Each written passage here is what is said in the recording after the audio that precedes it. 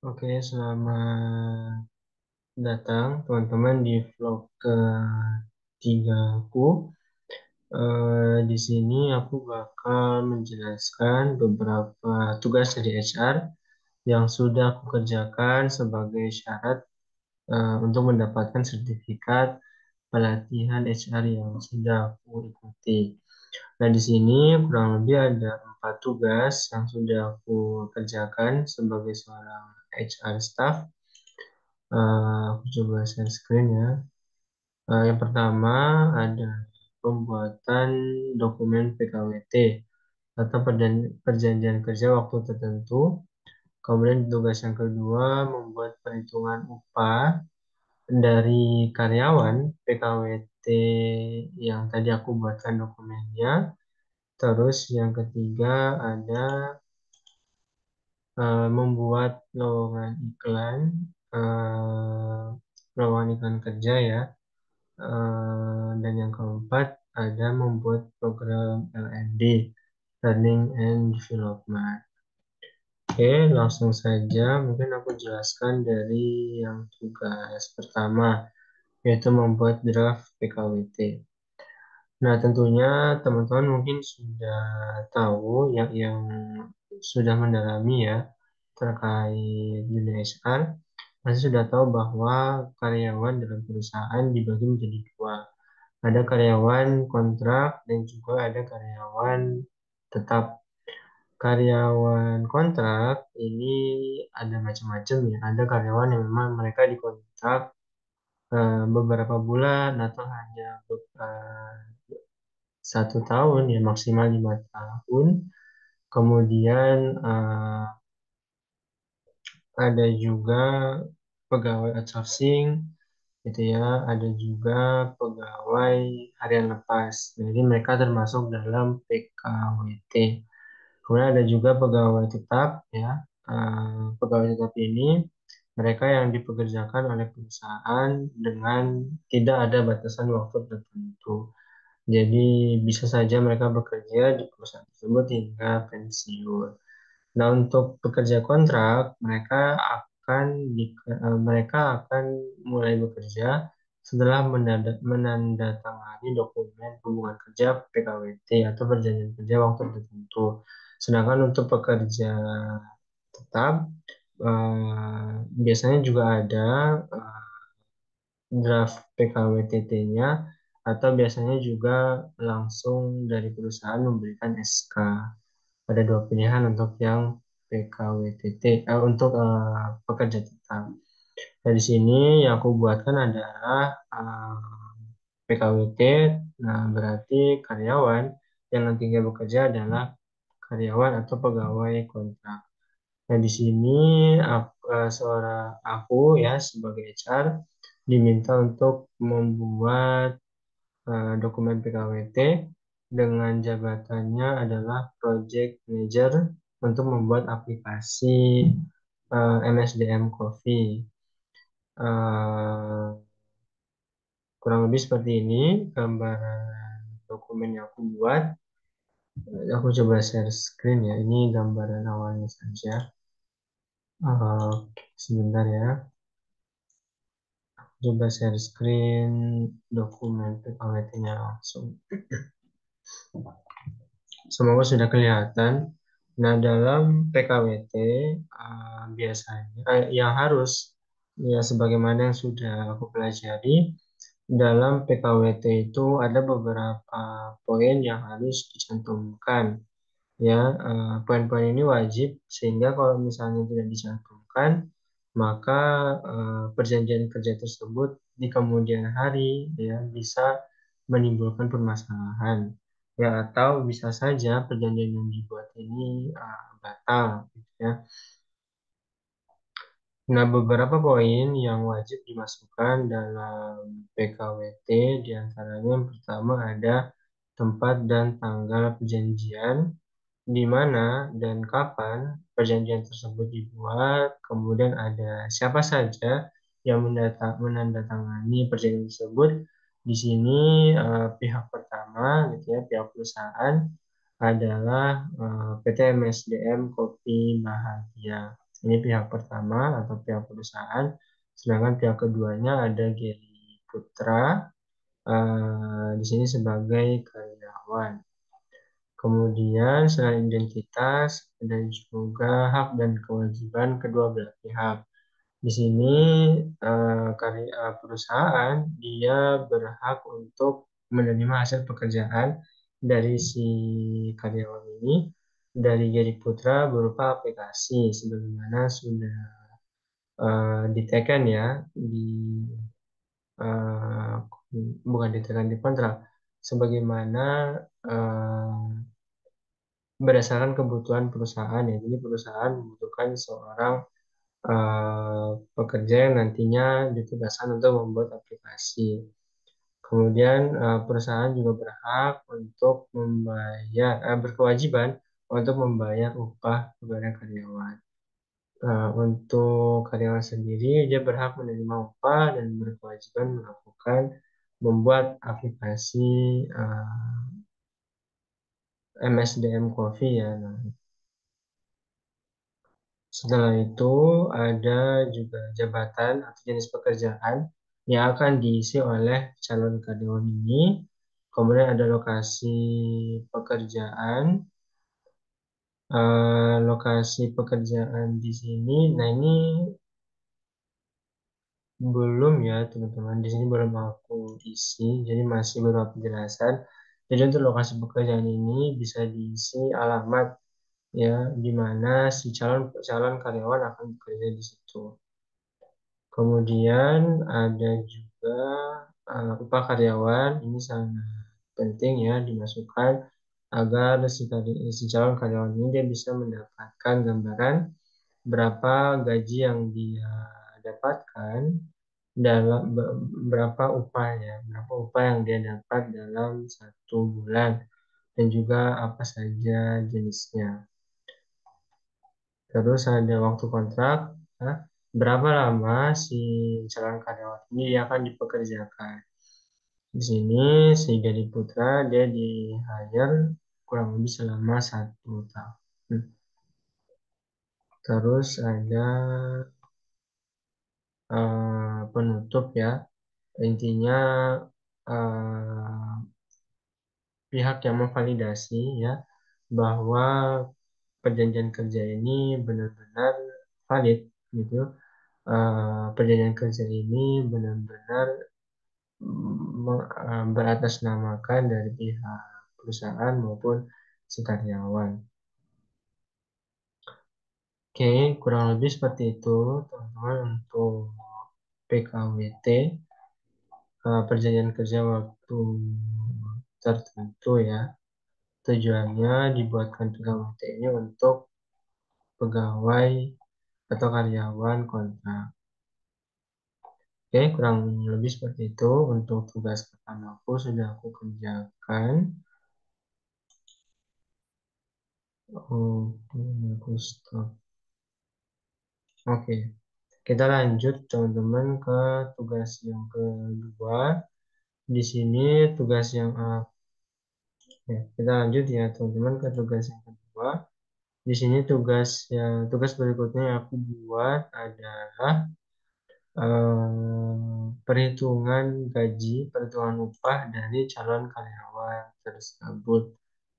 Di sini kayaknya ada. Oke, nah untuk perhitungan upahnya, nah si project manager ya atau Gadi Putra ini dia di hire oleh owner. eh, Upah yang dia dapat adalah untuk upah pokok dia mendapatkan 10 juta. Kemudian dia juga dapat tunjangan jabatan sebesar 3 juta, tunjangan harian 25.000 per hari. Kemudian ketentuan lainnya, oh sebentar, aku jelaskan ulang ya. Nah, jadi tugas kedua ini aku sebagai HR payroll diminta untuk menghitung estimasi upah yang diterima oleh Gilby Putra sebagai seorang project manager. Ada beberapa pertimbangan ya dalam perhitungan upahnya. Yang pertama, upah pokoknya sebesar 10 juta per bulan, ada tunjangan jabatan 3 juta, tunjangan harian 25.000. Nah, si karyawan ini, si Gary Putra ini, dia mulai bekerja di tanggal 1 Oktober. Keadaan lainnya, dia ini tidak punya NPWP dan dia punya satu anak. Terus, perusahaan ini mereka bekerja selama 6 hari dalam satu minggu, yakni dari hari Senin sampai hari Sabtu, dan sistem absensi pengupahan dimulai dari tanggal 25 September sampai 25 Oktober 2023. Nah, bagaimana atau seberapa besar sih upah yang akan diterima oleh project manager ini? Nah, untuk tahapan dalam perhitungan upah ini, aku pakai langsung tahapan dari MSDM, MSDM kelas ya, yang sudah aku ikuti. Jadi kurang lebih ada 6 tahapan, mulai dari perhitungan penghasilan bruto sampai upah atau penghasilan yang benar-benar langsung dikirimkan ke rekening karyawan.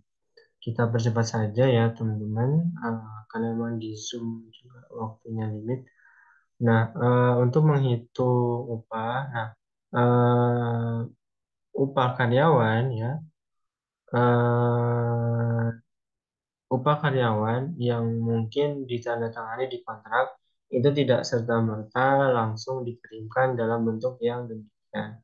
Karena memang akan dikurangi dengan beberapa potongan yang memang itu diwajibkan kepada perusahaan. Nah, potongan ini maksud adalah iuran BPJS Ketenagakerjaan dan juga BPJS Kesehatan.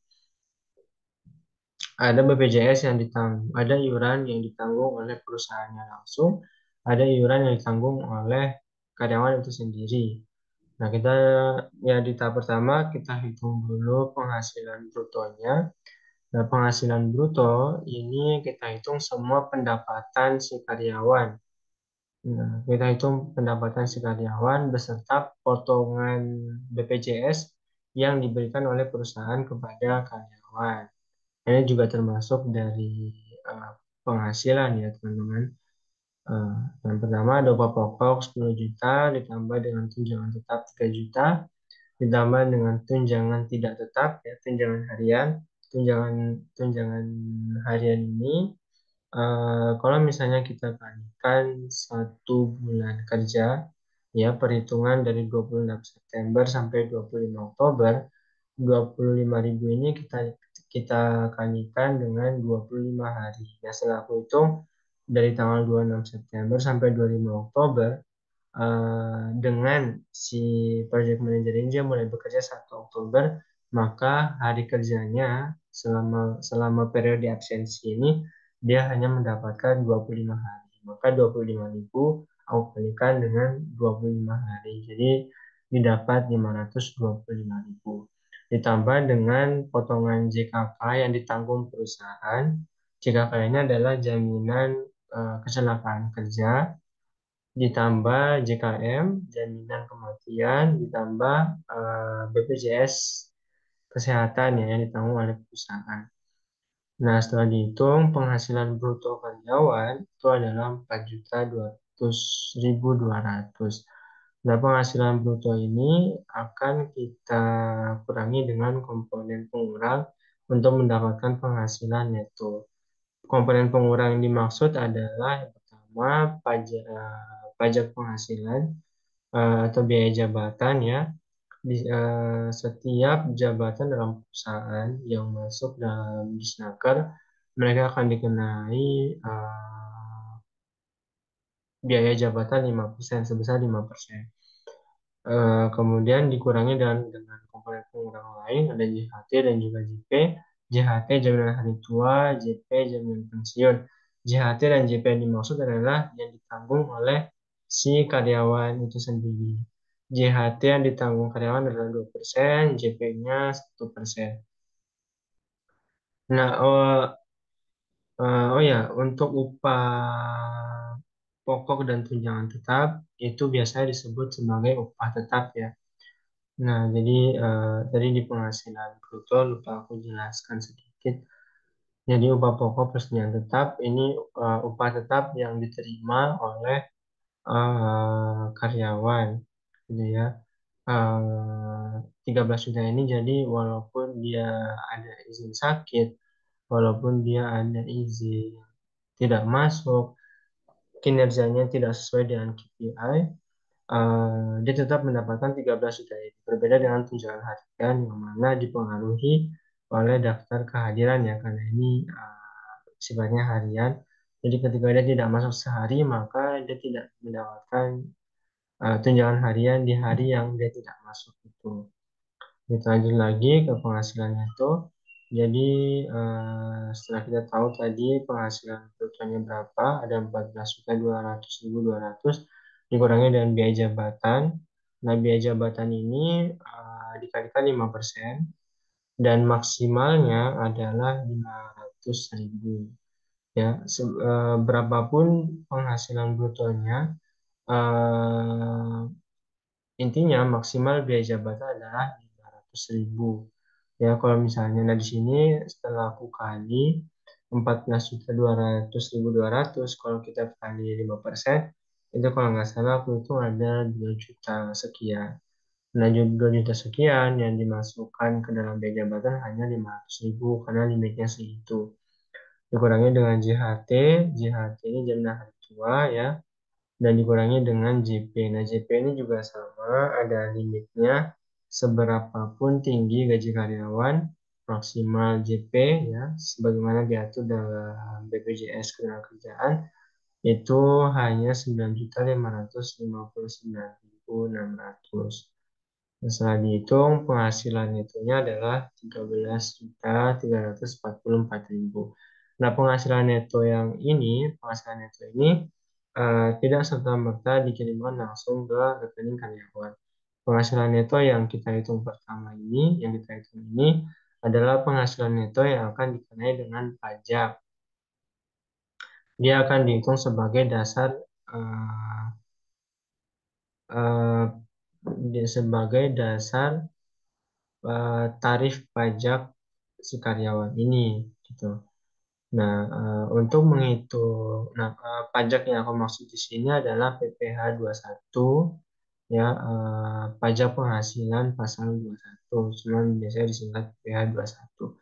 Jadi penghasilan neto ini akan dihitung berapa sih PPh satu dari si karyawan ini. Jadi perhitungannya dari 13.344.000 ini. Nah, sebelum kita ke PPh 21, kita harus tahu dulu penghasilan netonya dalam setahun. Nah, penghasilan neto dalam setahun, karena si project manager ini dia baru bekerja di bulan Oktober, otomatis bulan kerja dia dalam setahun itu hanya 3 bulan saja. Jadi dihitung dari bulan Oktober, November, Desember, jadi hanya 3 bulan, bukan 12. Setelah dikali, jadi di tahun itu, tahun 2023, penghasilan itu setahunnya adalah 40 juta 33 ribu. Nah, 40 juta 33 ribu ini sebenarnya akan digunakan sebagai dasar untuk melihat tarif pajak PPh 21. Cuman di sini nggak aku tunjukkan ya. Teman-teman bisa cek langsung kalau nggak salah di peraturan Menteri Keuangan nomor nomor 21 atau nomor berapa atau aku lupa, teman-teman bisa cek ya tarif PPh 21. Nah, 40 juta ini itu kita kurangi dengan eh, penghasilan setahun ini, kita kurangi dengan PTKP, penghasilan tidak kena pajak. Em, ini sebenarnya sama ya teman-teman. Bisa dicek di PMK. Kalau misalnya gajinya 40 juta, dia di tingkat berapa? Nanti teman bisa cek sendiri sebenarnya. Nah, kalau yang ini 40 juta ini setelah aku cek dia masuk di tingkat satu di mana oh ya eh, PTKP itu sebentar sebentar ya coba aku lihat lagi biar nggak salah. Oh ya, nah PTKP ini eh, dia itu dipengaruhi oleh dua poin ini teman-teman. Dia dipengaruhi oleh dua poin ini karya NPWP ya status NPWP sama tanggungan dia itu. Nah eh, setelah aku lihat teman-teman kalau si karya sebentar teman-teman sebentar ya aku cek dulu. Untuk PTKP, PTKP yang ini ya teman-teman, 63 juta ini itu dilihat berdasarkan tanggungannya teman-teman. Jadi kalau misalnya dia sudah menikah dan punya punya tanggungan, itu kalian bisa cek ya di Peraturan Menteri Keuangan nomor 101. Dia masuk ke tingkat berapa? Nah, di sini yang aku lihat ya, dia masuk di tingkat satu. Jadi nominalnya adalah 63 juta. Oke, ya 63 juta. Ya sudah, penghasilan itu setahun ini kita kurangi dengan 63 juta dan hasilnya adalah minus 17 juta. Sesuai dengan peraturan, kalau misalnya perhitungan PKP atau penghasilan kena pajak ini nilainya minus, maka karyawan tersebut dia tidak wajib untuk membayar pajak penghasilan. Jadi PPh-nya di sini kita tuliskan angka 0. Nah, barulah di situ kita hitung gaji yang benar upah yang benar-benar diterima oleh karyawan itu berapa.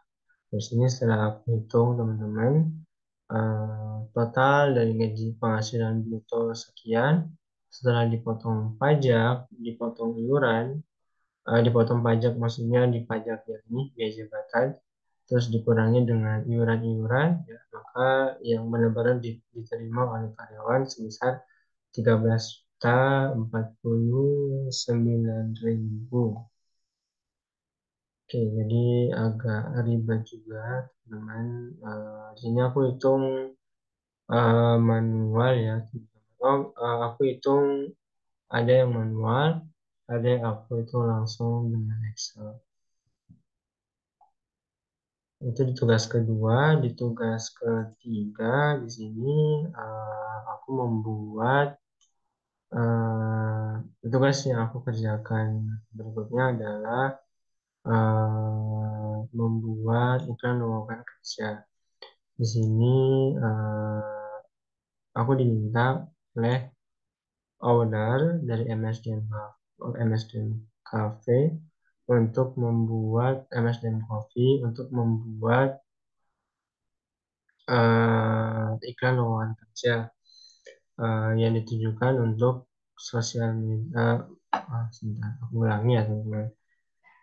Di tugas ketiga ini, tugas yang aku kerjakan adalah membuat lowongan kerja. Lowongan kerja yang diminta, ya, jadi aku sebagai HR diminta oleh owner MSDN Coffee untuk mencari seorang social media spesialis. Tugas yang dikerjakan ada dua, dia mengelola website dan media sosial MSDN Coffee, sama membuat konten-konten sebagai media promosi. Nah, di sini untuk uraian tugasnya langsung aku masukkan di posternya. Terus juga untuk persyaratan di sini aku buat sendiri dengan pertimbangan uraian tugasnya. Nah, poin penting yang harus dimasukkan dalam iklan lowongan kerja itu kurang lebih ada yang harus ya yang harus dimasukkan dalam iklan lowongan kerja itu yang pertama ada posisi jabatan yang mau di hire ya mau dipekerjakan Kemudian yang kedua, bagaimana cara pendaftarannya. Di sini sudah aku masukkan link ya untuk mendaftar. Terus ada uraian tugas ya dari si pekerja, dari posisi jabatan yang dibutuhkan. Terus ada persyaratan ya, persyaratan apa saja yang harus dipenuhi oleh oleh kandidat, oleh calon pekerja, dan yang terakhir ada media sosial atau bukan media sosial, narah hubung ya. Siapa yang bisa dihubungi terkait dengan oprek ini.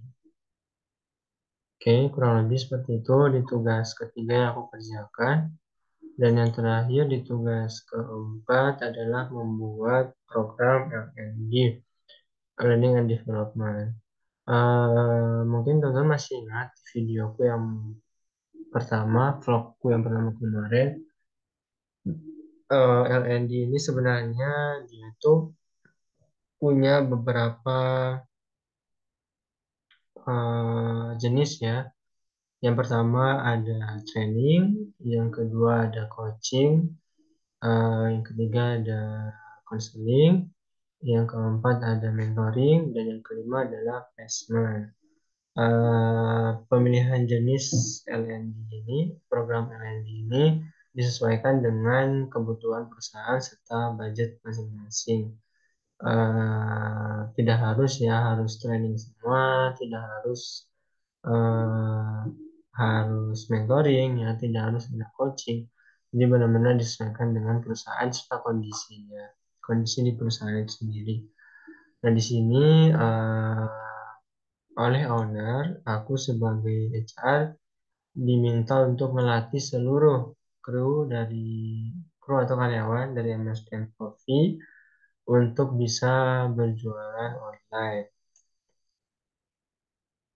Ya sudah, di sini di sini aku buat modul pelatihan yang awalnya tentu ada need analysis dulu ya, tentu harusnya ada need analysis dulu. Sebentar aku share screen saja langsung eh, filenya.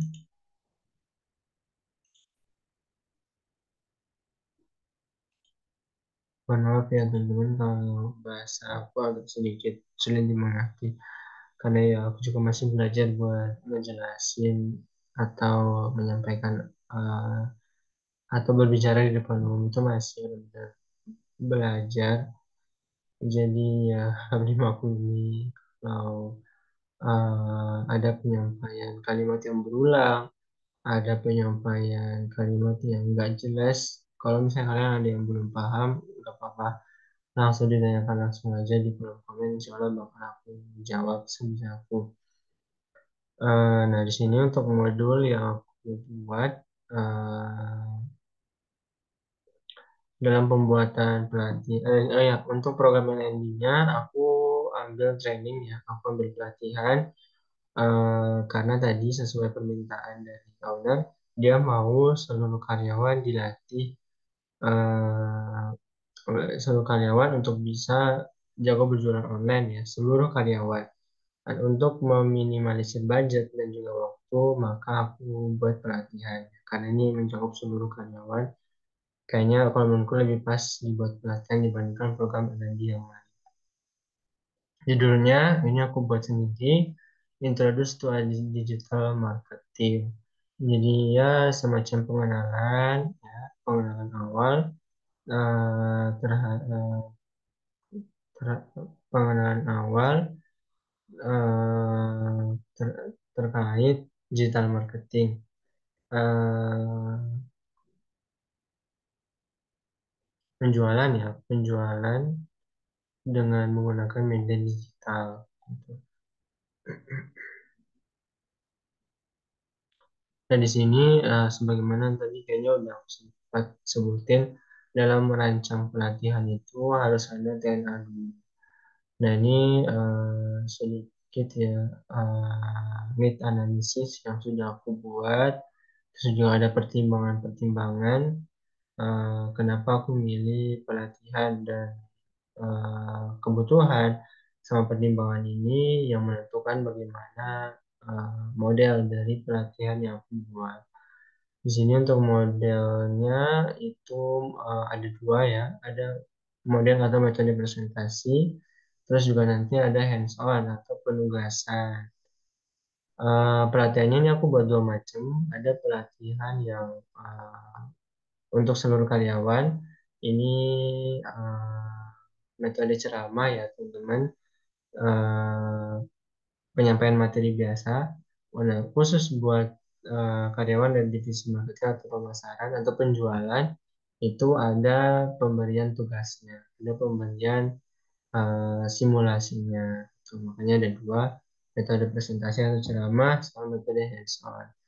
Ini aku buat ya kompetensi apa yang mau dilatih, yang mau kita berikan kepada calon karyawan, terus juga alur pelatihannya. Nah, di sini ya sudah aku jelaskan tadi. Untuk seluruh karyawan itu mereka harus mengerjakan pretest, ikut seminar ya, ikut ceramah, mengerjakan proses, terus ada evaluasi tahap satu. Nah, untuk khusus ya untuk karyawan dari marketing ada pengerjaan tugas praktek sama evaluasi dua. Jadi aku bedakan. Ya, walaupun seluruh karyawan diminta untuk ikut pelatihan, tetap ya aku berikan porsinya masing-masing. Karena ya untuk karyawan-karyawan dari di divisi non marketing tentu uh, nggak begitu penting juga gitu kan. Mereka harus belajar marketing karena tugas mereka ya ada sendiri. Terus aku di sini buat matriks ya, matriks pelatihannya di sini tiap tiap apa tiap harinya untuk satu materi. Jadi kurang lebih ada tiga materi ya, teman-teman. Karena ada tiga kompetensi yang mau aku berikan. Jadi ada tiga materi. Nah, satu materi ini aku berikan satu hari. Satu hari satu materi. Nah, kurang lebih kayak gini ya untuk pembuatan matriksnya sudah aku atur sedemikian rupa ya. Mulai dari waktu mulainya, terus eh, durasi dari bukan durasi, waktu, terus ada sesinya, sesinya apa saja selama seharian itu, ada kisi-kisi materinya seperti apa, sama praktek ya atau simulasinya sudah aku masukkan, aku jelaskan juga. Sama di hari kedua juga demikian ya, dan di hari ketiga juga demikian. Oke, sebenarnya ada satu poin lagi teman-teman yang eh, perlu dimasukkan juga, yaitu penjelasan dari evaluasi keberhasilan eh, keberhasilan pelatihannya itu seperti apa. Cuman karena dari aku lupa ya, belum aku masukkan, jadi ya sampai di penyampaian materi pelatihannya saja. Setelah ini mungkin bakal aku kerja.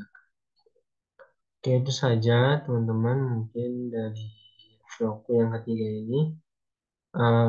Intinya sih aku mau bilang bahwa seorang HR itu mereka punya banyak tugas, teman-teman. Mereka punya banyak tugas dan tergantung dari perusahaan gitu. Ada perusahaan yang mereka lebih suka ada HR generalis, HR palu ganda ya kalau kata Kang Edwin, apa yang lu mau gua ada gitu ya, jadi serba bisa, apapun bisa dikerjakan. Atau bisa juga HR spesialis, HR generalis yang bisa semua, HR spesialis yang mendalami betul salah satu dari tugas seorang HR. Di sini eh, aku bersyukur banget bisa ikut di pelatihannya Kang Edwin, terus juga Mas Bro Himawan ya, pelatihannya benar-benar eh, ngebuka wawasan aku ya tentang dunia HR, karena dulu waktu magang pun ya pengalamannya terbatas gitu.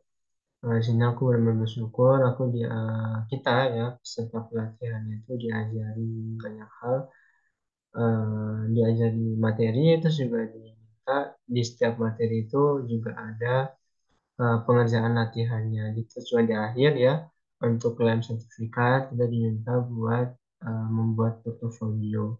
Portofolio ini itu tadi tugas-tugas yang diberikan kepada kita sebagai syarat mendapat sertifikat. Saja teman-teman di video aku yang ketiga ini. Ini aku recordnya bukan dari kamera, tapi dari Zoom-nya langsung ya, karena harus share screen. Terima kasih sudah menonton. Aku nggak bosan buat mengulangi kalau misalnya memang kalian ada hal yang masih dibingungkan dari penyampaian materiku tadi, atau ada hal yang mau diperdalam, silakan feel free buat tanya langsung ke aku. Insya Allah bakal aku jawab. Bisa di komen atau bisa juga nge-japri. Itu saja. Terima kasih banyak teman-teman. Ya, semoga kita bisa bertemu di vlogku yang berikutnya.